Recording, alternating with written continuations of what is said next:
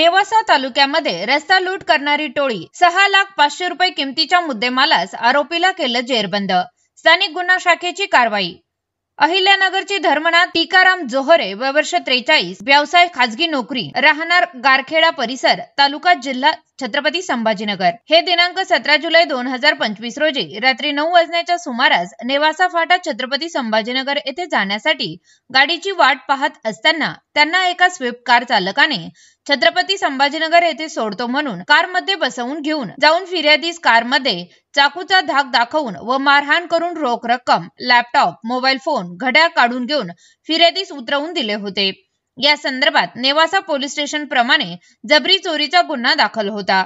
Somnath घारगे police अधीक्षक किरण कुमार, स्थानिक गुन्हा शाखा अहिल्यानगर यांना सदर गुन्ह्याचा समांतर तपास करून गुन्हा उघडकीस आदेशाप्रमाणे स्थानिक गुन्हा शाखा व तपास पथकातील पोलीस उपनिरीक्षक राजेंद्र वाहक, पोलीस अंमलदार सुरेश माळी, फुरकान शेख, सोमनाथ झांबरे, संदीप दरंदले, प्रमोद जाधव, किशोर शिरसाट, भाऊसाहेब काळे, उमाकांत गावडे, महादेव भांड यांच्या पथक तयार करून पथकास गुन्ह्यातील आरोपीची माहिती व शोध घेण्याबाबत सूचना व मार्गदर्शन करून पथक रवाना केले। पथकातील पोलीस अधिकारी व पोलीस अंमलदार यांनी घटना ठिकाणी भेट देऊन फिर्यादीकडून आरोपीचे वर्णन प्राप्त करून तसेच घटना ठिकाणाचे आजूबाजूचे रोडचे सीसीटीव्ही फुटेज चेक करून आरोपीबाबत माहिती संकलित केली। दिनांक 30 जुलै 2025 रोजी सदर आरोपीचे वर्णन तसेच तांत्रिक विश्लेषणाच्या आधारे सदरचा गुन्हा हा महेश शिरसाट राहणार मसले, तालुका नेवासा व त्याच्या एका साथीदाराने केला असल्याची माहिती प्राप्त झाली। सदर आरोपीची माहिती काढत असताना सदर आरोपी हे त्याच्याकडील गुन्ह्यात वापरलेल्या कारने भेंडा येथून नेवासा फाटाकडे येणार असल्याची माहिती मिळाली। पथकाने सदर माहिती आधारे नागापूर फाटा कमानीजवळ सापळा रचून थांबले असता कार नेवासा फाट्याकडे येताना दिसली। पोलीस पथकाने सदरची कार अडवून कारमधील इसमांना त्यांचे नाव गाव विचारले असता महेश आबासाहेब शिरसाट, गौरव शहादेव शिरसाट असे असल्याचे सांगितले। विचारपूस केली असता त्यांनी सदर गुन्ह्याची कबुली दिली। आरोपीच्या ताब्यातून व कारची झडतीमध्ये गुन्ह्यातील चोरीस गेलेले मालापैकी लॅपटॉप, मोबाईल फोन, रोख रक्कम, गुन्ह्याच्या वेळी वापरलेली कार, मोबाईल, चाकू असा एकूण 6,05,000 रुपये किमतीचा मुद्देमालासह आरोपीला ताब्यात घेण्यात आले आहे।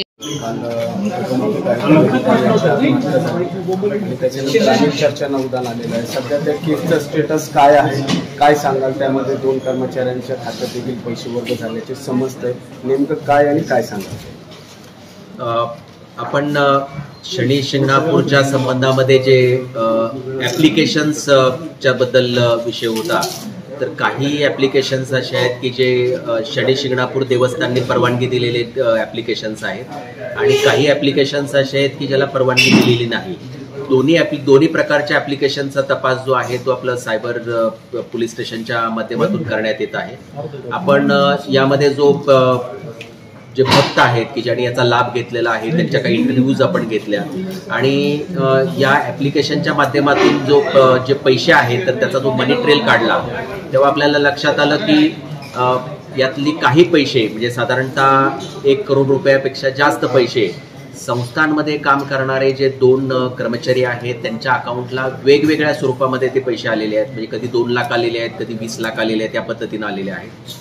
आपण त्या 2 कर्मचाऱ्यांचा आपण तपास करतो आहे। हे दोन्ही कर्मचारी जे आहेत ते संस्थांच्या पेरोलवरचे कर्मचारी आहेत आणि आपण संस्थांकडे म्हणजे याचा पण आपण तपास करतो आहोत की त्यांनी परवानगी दिलेले जे ॲप्लिकेशन्स आहेत तर त्याच्यातून त्या ॲप्लिकेशन रन करणारे जे कंपनी आहेत तर त्यांनी संस्थांना ॲज अ रिव्हेन्यू म्हणून किती पैसे पे केलेले आहेत तर त्याचा पण आपण तपास करतो आहोत। तर सध्या आपल्याला लक्षात आलेलं आहे की या कंपनीनं साधारणतः 1 करोड रुपयापेक्षा जास्त पैसे जे आहेत हे संस्थांच्या 2 कर्मचाऱ्यांना जे आहेत ते त्यांच्या अकाउंटला वर्ग केलेले आहेत। सध्या त्या 2 कर्मचाऱ्यांची चौकशी किंवा त्यांना ताब्यात घेण्यात आलं? 2 कर्मचाऱ्यांचा आपण त्यांच्याकडे आपण चौकशी करतो आहेत की त्यांना हे पैसे का मिळालेले आहेत आणि हे पैसे पुढं त्यांनी स्वतःसाठी किती ठेवले आणि पुढे त्यांनी कुणाला आणखी वर्ग केलेले आहे त्याचा आपण तपास करतो आहे। त्यांना ताब्यात घेतलं नाही, आपण चौकशी करतो आहोत। सर, दुसरी गोष्ट अशी की पालकमंत्र्यांनी काल मुंबईत पत्रकार परिषदेत सांगितलं की अहिल्यानगरशी माझं बोलणं झालं आहे, ज्यांनी आत्महत्या केली ते नितीन शिटे यांचा या बनावट ॲपमध्ये प्राथमिक सहभाग होता, त्याच्यामुळे कदाचित त्यांनी आत्महत्या केली असावी। शनी शिंगणापूर पोलीस स्टेशनमध्ये या अकस्मात मृत्यूची आपण चौकशी करत आहोत आणि या दृष्टीने आपण सर्व पैलू आपण तपासून घेत आहोत. एका बाजूला म्हणजे हा गुन्हा नोंद आहे, याचं इन्व्हेस्टिगेशन चालू आहे आणि दुसऱ्या बाजूला त्या अकस्मात मृत्यूची म्हणजे नेमकं मृत्यू कशामुळं किंवा नेमकं जे काही सुसाईड आहे तर ती कशामुळं केली तर त्याची चौकशी आम्ही करत आहोत.